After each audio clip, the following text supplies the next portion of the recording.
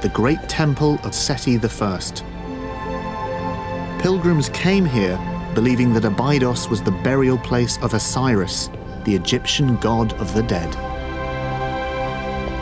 This area is the most sacred place in all of ancient Egypt. The burial place of the very first Egyptian kings 5,000 years ago. What's drawn us to Abydos is the prospect of finding something that every Egyptologist secretly dreams about, an undiscovered intact royal tomb. Probably not on the scale of Tutankhamun, but you'll never know unless you look. Sarah has set up camp on the edge of Abydos's royal graveyard. It overlooks the valley in the eastern desert cliffs, known throughout ancient Egypt as the gateway to the afterlife. Sarah's hoping her satellite imagery will reveal what over 100 years of traditional archaeology has failed to uncover, one of the missing tombs of the very first kings.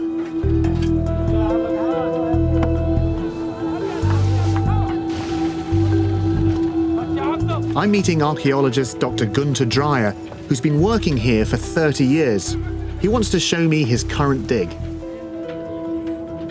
Actually, this is the earliest royal burial ground of Egypt. Right. The earliest rulers of Egypt, pre-dynastic ones, and the rulers of the first and second dynasty are buried here, about 3000 BC. We are in the very heart of the beginning of Egyptian culture here. Wow, that is a lot of pottery. These sherds are fragments of late period offerings, because the ancient Egyptians came here by the millions and left offering vessels here. We roughly estimated all together maybe about 10 million pots. Gunter is investigating the first dynasty tomb of King Jer. It was originally excavated in the late 19th century. So how would it work? So can you just sort of take me through the layout of this? Yeah, well, there's a huge chamber with brick lining, and in the middle of that chamber there was a large wooden shrine. Right. Supported by these protruding walls, cell walls, and they also form little storerooms for equipment. Jer's tomb was once covered by a mound of earth. It was a forerunner of the pyramids.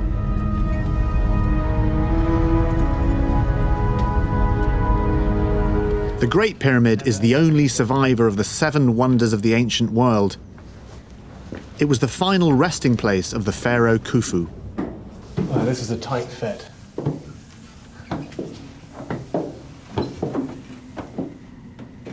"800 years later, the pyramid builders at Saqqara must have learnt many lessons from this masterpiece.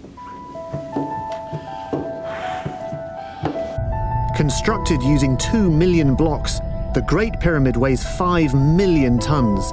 It rises at a constant angle of 51 degrees to reach the height of a 35-story building. All built in less than 15 years using soft copper tools and a simple plumb line. Inside is a complex network of passageways linking the entrance to the burial chamber deep within.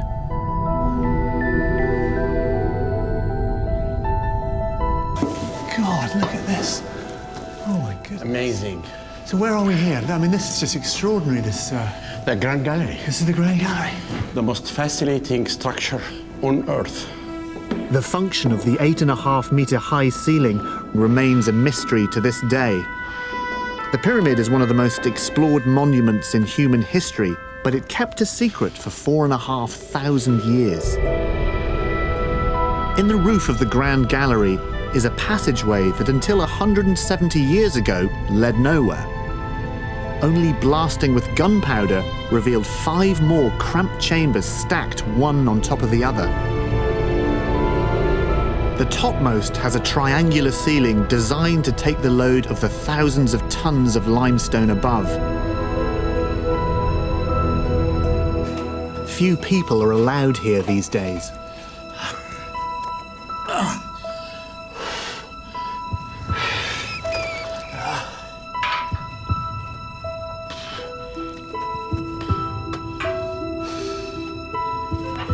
Okay.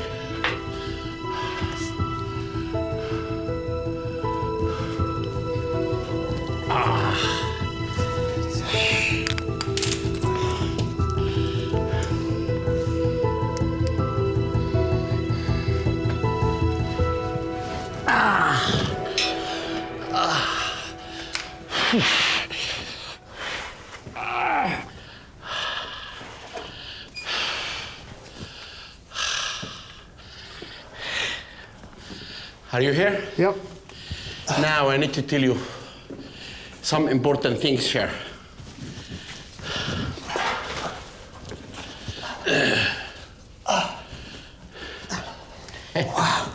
Combine my left side here. You know, this is the top 5th chamber. This is the last one. The very top. Then this room has been found by English. This is the story of The people who actually, in the last 3 centuries, used to come to explore the pyramid and write their names and year and things like that. Now I'm going to take you to this big surprise here. Follow me. The graffiti in this chamber isn't all the work of intrepid explorers. Mr. Dallas, look at this. This letter in hieroglyphic means gang, and look at Simsu, means followers. Yeah. And this is the cartouche of Khufu. Then the name of the gang who built the pyramid were called the Followers Gang of Khufu. So this graffiti is 4,500-year-old graffiti. 4,500 years ago, left by the workmen who built the pyramid.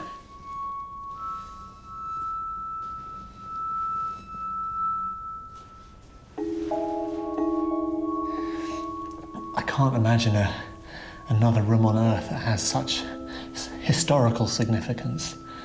Not just historical significance, actually, such scientific significance. The science, you've got this vaulted ceiling, which as an engineering project means so much. It's supporting the weight of the pyramids. It's extraordinary they had that technology 4,500 years ago. And then with obviously history, you've got the history of the pyramid itself, which we know. But within this room itself, you have these fantastic stories. Obviously, the other people who've been here before. It is amazing. It's special. This is off the scale. A team from Cairo University begins drilling into the mud to obtain core samples. In such a large area, though, coring is a bit of a lottery. A few centimetres in the wrong direction might miss the telltale piece of pottery or the treasure that's remained undisturbed for centuries. And after 3,500 years of annual flooding, the evidence will be deeply buried. Already, the corer has dug down 5 metres. Hi, Bettina. Hi, Judith. Hello, hi Dallas. How are you doing? Oh, we're having fun. Have you found anything of note? I've got a very nervous Sarah Parcak here. She's gone all quiet and silent. We found lots of mud, and it's absolutely packed with pottery. It's not so obvious, but you can see there, but we've actually picked loads of this out already. This is 6 metres down, so yeah, we must be a fair way back. I mean, the sort of general ballpark figure is 1 metre per 1,000 years, so we'd be thinking we were several thousand years back. Look at that. Oh, nice well job, done. Dallas. It's not. Is it a rim? This is my Indiana Jones. It belongs in a museum. Did you find a rim? Is it rim? It's No. not rim, It's not. no, unfortunately not. It's very satisfying doing this. It's lovely, really isn't it? good, It's straight back to kindergarten. Yeah, no, exactly. It's going to take time to date all this pottery and sift through the mud to make sure we don't miss anything. Will we find more than just the rubbish from an old village? Is there any evidence of the lost capital city?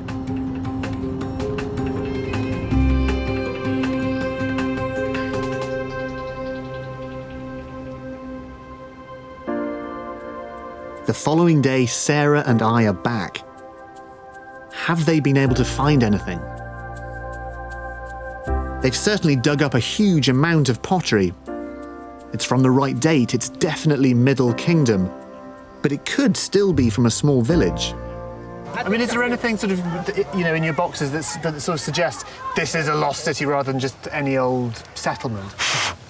Starting to find things like carnelian chips, which straight away raises the status of what's going on. That is very interesting. Why is that interesting? Well, we call it a semi-precious stone, but it was much prized for making of amulets and decorative inlays. Oh, okay, so this is evidence that this has been worked and people are using this material to make jewellery, that sort of thing. Then we've got this beautiful piece of agate Oh, wow. Look at that. This is incredibly unusual. Yeah, I mean, no, that's quite rare. to find this in a core is extraordinary. And this is the jewel in the crown. Jewel, yeah. Never before found in a core in Egypt.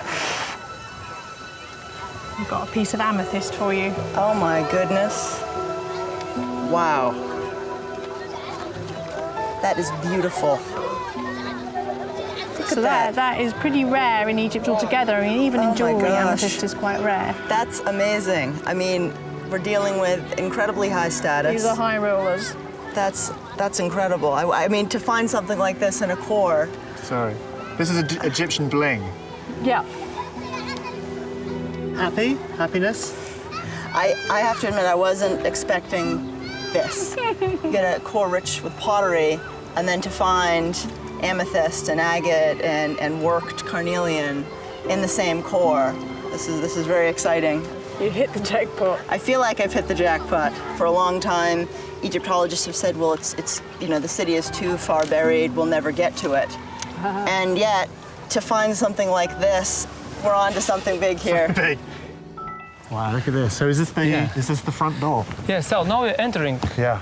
from the east side to the solar temple of New-Sera from the 5th dynasty. And here is exactly the main entrance. It's a corridor, big corridor, coming, we're closed, we don't see the sun yet. No. And suddenly you come out here in the courtyard and you have the sun, shocking you. Once this temple was bustling with people making offerings and priests performing ceremonies. Look at this is the floor. Let's climb up. This is actually what they'd be walking on. My Yeah. goodness. And this is Were they walking or were they on their knees?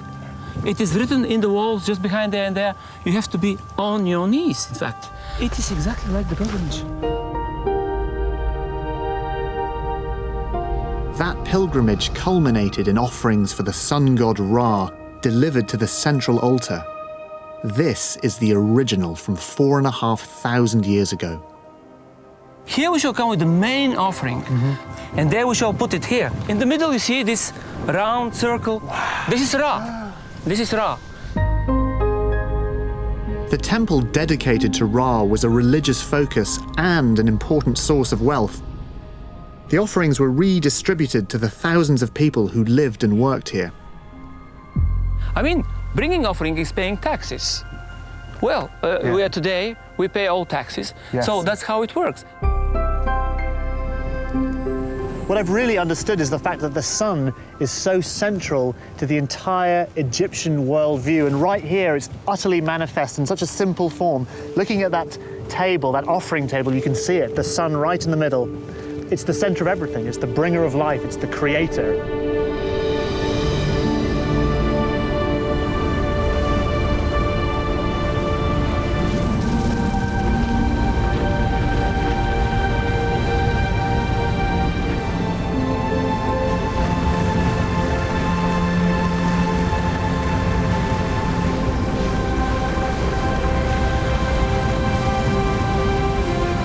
Rising above the altar was the dominant structure of the temple.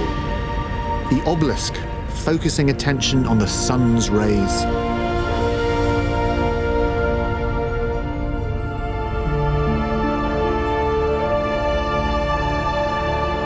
This was Old Kingdom architecture at its best. Simple and striking. Sarah's satellite archaeology is good at identifying mud brick buried just beneath the surface. But what about stone circles in a vast wilderness of sand?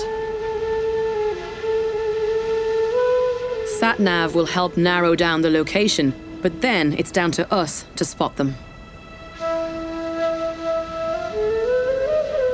Parcak, I don't mean to be funny, but we have been walking for quite a while. Are you sure you know where we're going? Well, this is the thing that you can never be sure of. Things are looking more promising, very promising. And look at where we are right now.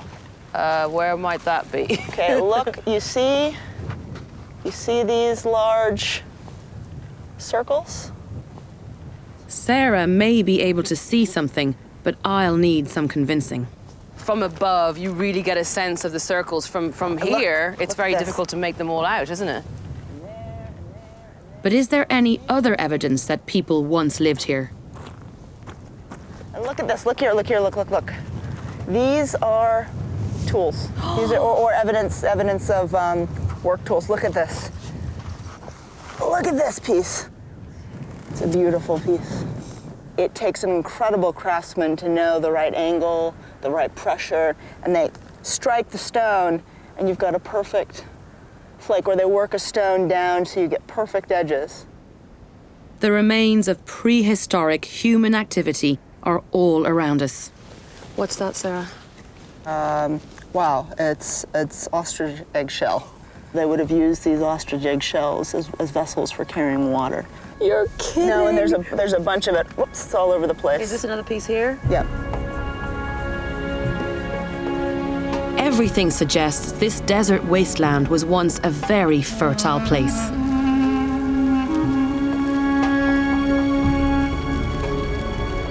In fact, for thousands of years, communities thrived in the Sahara, settling close to food sources and water that was then here in abundance. Satellites can quickly map hundreds of square kilometers that would have taken years using conventional archaeology. Now we can get a far better picture of how many people lived here in prehistoric times.